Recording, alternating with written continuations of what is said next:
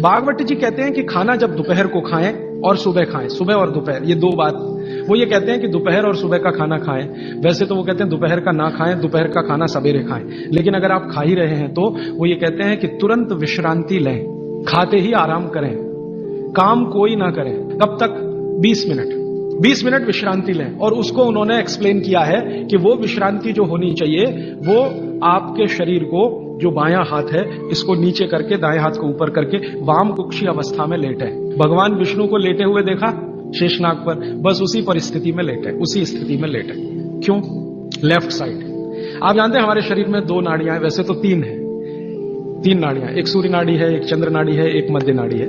ये जो सूर्य नाड़ी है यही भोजन को पचाने में मदद करती है। सूर्य नाड़ी तभी चलती है जब आपकी चंद्र नाड़ी कम हो।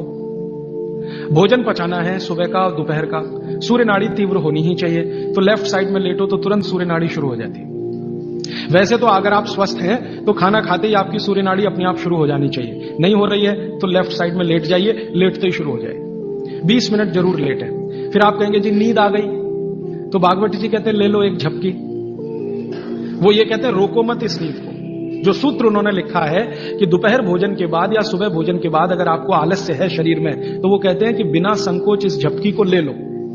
20 मिनट की झपकी ले लो, ज्यादा से ज्यादा 40 मिनट की ले लो, इसके आगे नहीं। तो अगर आप भोजन के बाद इस विश्रांति ले लें 20 से 40 मिनट, तो अगले आधे दिन काम करने को बहुत एनर्जी आपके पास आएगी। आप चाहें तो आज ही करके देख लें।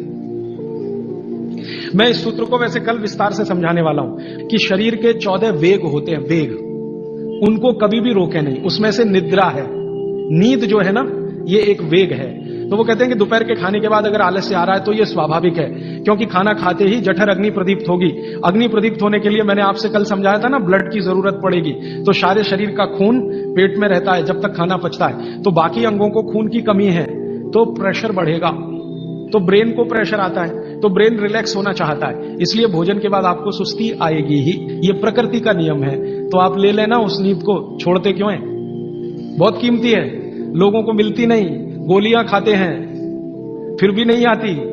मैं आपको और एक छोटी सी जानकारी बताऊं कि भागवत जी के इस सूत्र पर यूरोप और अमेरिका में बहुत रिसर्च हो रही है आजकल।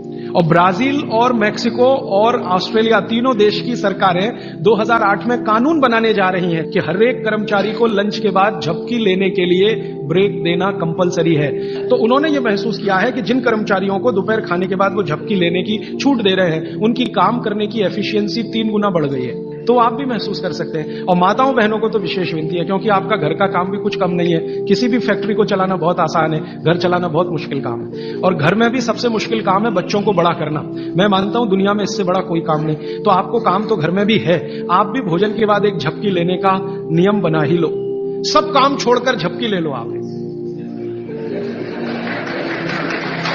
क्योंकि मैं आपसे यह कह रहा हूं कि आपके शरीर के स्वस्थ रहने से ज्यादा बड़ा कोई काम नहीं है दुनिया में। कोई शर्म नहीं, सास की शर्म नहीं, ससुर की शर्म नहीं, पति की शर्म नहीं, बच्चों की शर्म नहीं। आपने दोपहर का खाना खाया, झपकी ले ही लो 20 मिनट से 40 मिनट। जिंदगी आपकी सुखी रहेगी, जिंदगी भर आप सुखी रहेगी। इसमें कोई शर्म की बात नहीं है, यह शरीर की जरूरत है। जैसे भूख लगती है तो हम खाना खाते हैं, इसमें क्या शर्म करते हैं? वैसे ही खाना खाते ही ब्लड प्रेशर बढ़ता है और ब्रेन को ज्यादा प्रेशर बर्दाश्त नहीं है, तो नींद लेना ही शरीर के लिए अच्छा है। तो आप ये कर लो। पुरुषों के लिए भी मेरी विनती है। आप कहेंगे जी दुकान में व्यवस्था नहीं, कुछ बना लो, आगे पीछे कुछ तोड़ ताड़ के ऐसी व्यवस्था कर लो कि खाते ही पैर सीधे करने को कुछ तो हो जाए। आप कहेंगे जी बैंक में काम करते हैं, बीमा कंपनी में काम करते हैं, तो मैं अमेरिका यूरोप की उन कंपनियों की लिस्ट दे देता हूं जहां पर यह नियम बन चुका है। आपके बैंक और बीमा वालों को वो लिस्ट दिखा दो कि जब ये अमेरिका और कनाडा और ब्रिटेन और ऑस्ट्रेलिया और न्यूजीलैंड में कानून बन सकता है तो हिंदुस्तान में क्यों नहीं? बागभट्ट तो हिंदुस्तान के थे। अब मैं आपको एक उल्टी बात कहता हूं। गुजरात में जाता हूं, मैं राजस्थान में जाता हूं, जयपुर जैसे शहर में, राजकोट जैसे शहर में, तो दोपहर को सारा बाजार बंद रहता है। कहां है जी? खाना खा के झपकी ले रहे हैं। बहुत सुखी लोग हैं, बहुत सुखी लोग हैं। काठियावाड़ में मैंने देखा है, क्या पोरबंदर, क्या राजकोट, क्या जामनगर, क्या जूनागढ़, क्या अमरेली, दोपहर को बाजार खुलेगा ही नहीं। और मैंने तो ऐसे ऐसे लोगों को देखा है कि ग्राहक आके खड़ा है करोड़ों रुपए लेके। सेठ जी कहेंगे जी शाम को आना 4 बजे के बाद। अरे सेठ जी मेरे पास बैग भरा है रुपयों का, शाम को ले आना, मुझे अभी इतनी फुर्सत नहीं है, मैं नींद ले रहा हूं। अब कुछ लोग गालियां देते हैं, क्या निकम्मे लोग हैं, दोपहर को सोते हैं। सो नहीं चाहिए।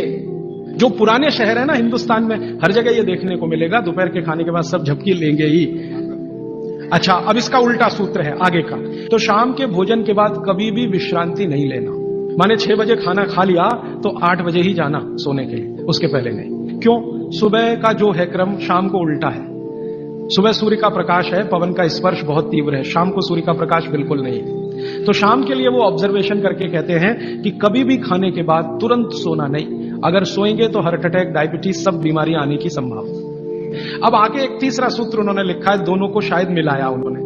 वो ये कहते हैं कि सुबह और शाम को अगर जो आप ये दोनों नियम पालन नहीं कर पाते किसी कारण से, करें तो बहुत अच्छा, नहीं कर पाते तो वो ये कहते हैं कि 10 मिनट के लिए वज्रासन में जरूर बैठ जाएं, सुबह और शाम दोनों। वज्रासन आप सब समझते हैं, ये ऐसे पैर पीछे करके बस 10 मिनट बैठ जाइए खाने के बाद, सुबह भी और शाम को भी। और प्राणायाम और योग में महर्षि पतंजलि ने कहा है कि भोजन के बाद जो किया जाने वाला आसन है वो ये एक ही है, बाकी कोई आसन आप नहीं कर सकते। महर्षि पतंजलि वाग्भट के बाद के हैं। महर्षि पतंजलि कहते हैं कि अगर वज्रासन में कोई बैठता है तो शरीर बिल्कुल वज्र के जैसा ही होता है। वज्र आप समझते हैं, एकदम कठोर मजबूत।